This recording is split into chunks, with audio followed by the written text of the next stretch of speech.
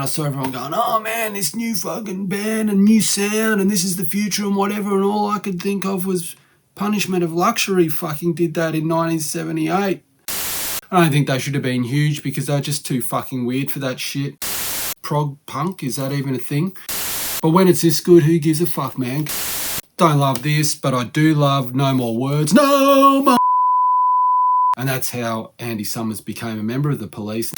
Hey, look who they've ripped off, fucking whatever. That's what I love about the 70s, that they did that shit. Kind of like a twisted Spandau ballet.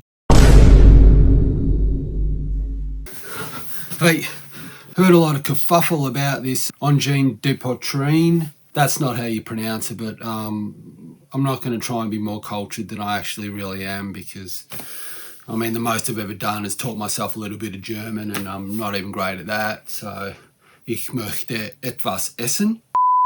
They're not a new band. They've been around since like 2019 or something. I mean, that's new to me, like fucking 2019. That just seems like yesterday.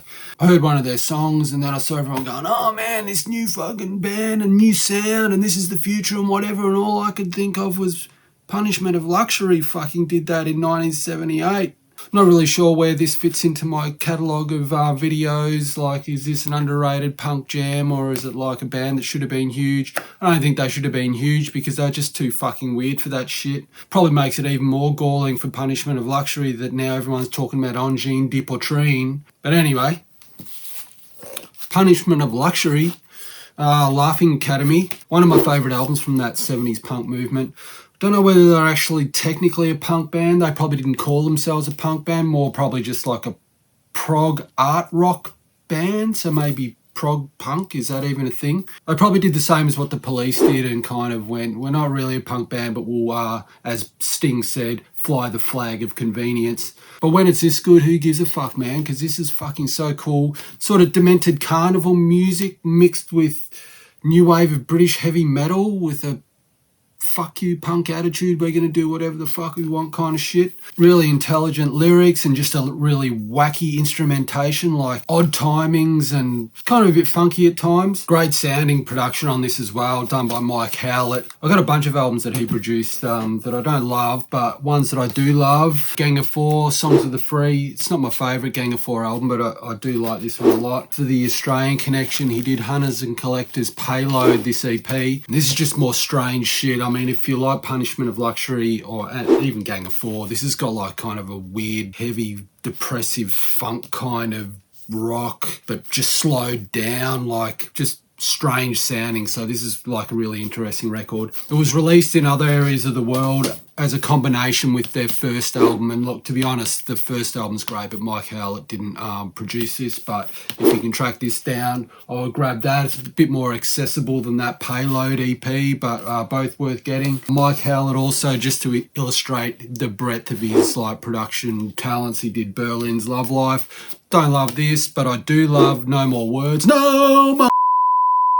Fucking, that's so good, that song. And Dancing in Berlin, that was the first one I heard. That's all right, but the rest of the album's not great. But yeah, so he was totally capable of just like producing fucking massive songs. But he was also, interestingly, connected with the Police in some way. He had a band called Strontium 90 with Sting, Stewart Copeland and Andy Summers. And this is before Andy Summers had joined the Police. So it was Mike Howlett that introduced Andy Summers to Sting and Stewart Copeland. And that's how Andy Summers became a member of the Police. And then their original guitarist, Henry Padovani, got booted out. And Henry actually moved to Wayne County in the electric chairs from my Cortinas video that I was speaking about the other week. So I don't feel bad for Henry, and apparently he was cool about it, or he's cool about it now. He's like, yeah, I understand. So good on Henry, that's great. Strontium 90 didn't release anything back in the day, but Mike Howlett released some of the recordings they did.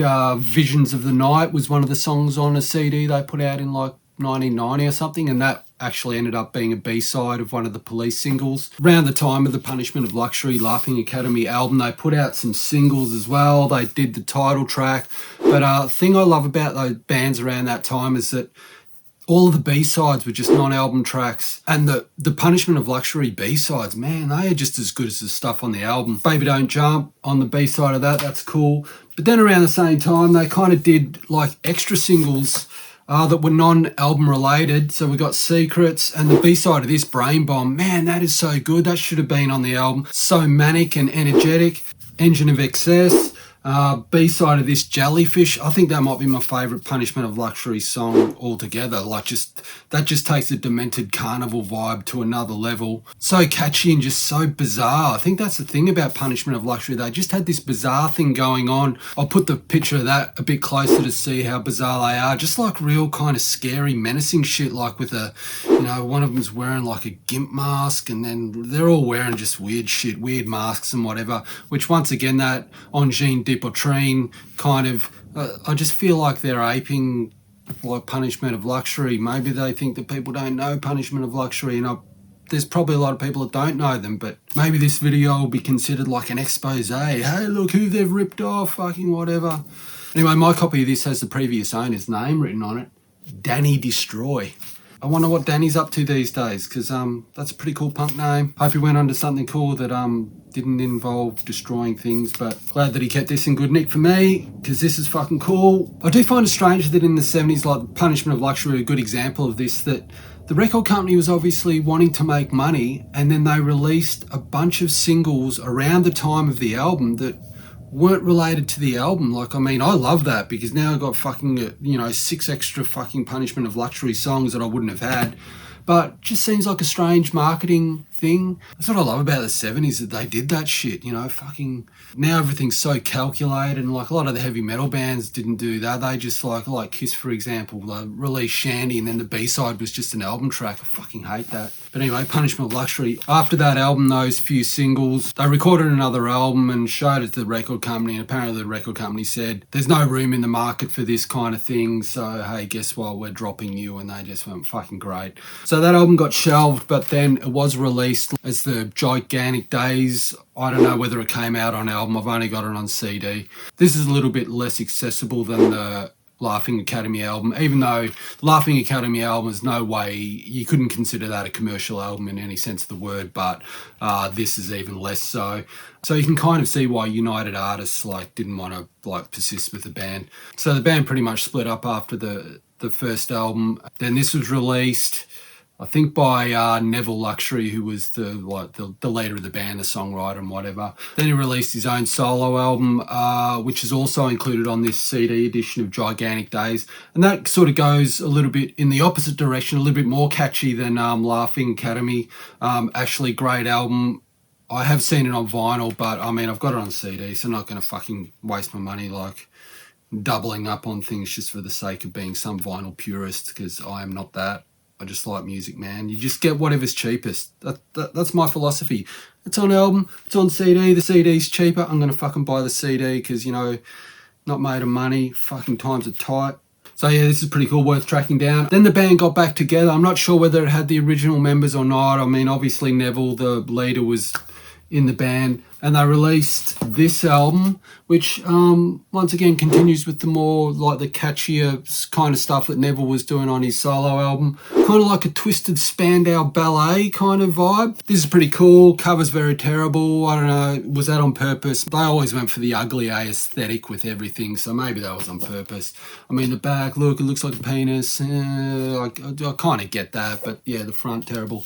I think they did another EP in the 2000s or whatever. There has been a box set released of all of their recorded material. So if you're interested in Punishment of Luxury, I would buy the box set of all of that stuff. You get everything. I mean, there's something to be said about being like that smug comic book kind of fucking idiot. Got it on vinyl and blah, blah, blah. But actually, I'm missing a couple of the singles, but I'm not going to buy the box set just for fucking one single that I didn't get. But Punishment of Luxury, Laughing Academy, track this one down for sure. Can probably get it pretty cheap, relatively speaking, in 2026 prices. You know what I think Punishment of Luxury have over Angine de Poitrine? This is a cool name, Punishment of Luxury. Fucking, that's so good. They went by the name Punny Lux at one stage, and that was a mistake. It sounds like some kind of specialist soap that you use to get grease off your hands or some shit. Oh, Mum, I've got grease on my hands. I'll go and get the Punny Lux. And the other thing they've got over Angine de Poitrine is that they got lyrics. I fucking hate instrumental shit. I mean, there's the odd instrumentals good, but in general, fucking instrumental shit just is boring. You need that lyrical element to be able to connect to the songs for me, and Punishment of Luxury have all those elements down to a T. Fucking just awesome band. So wrap your ears around this if you can. Bye.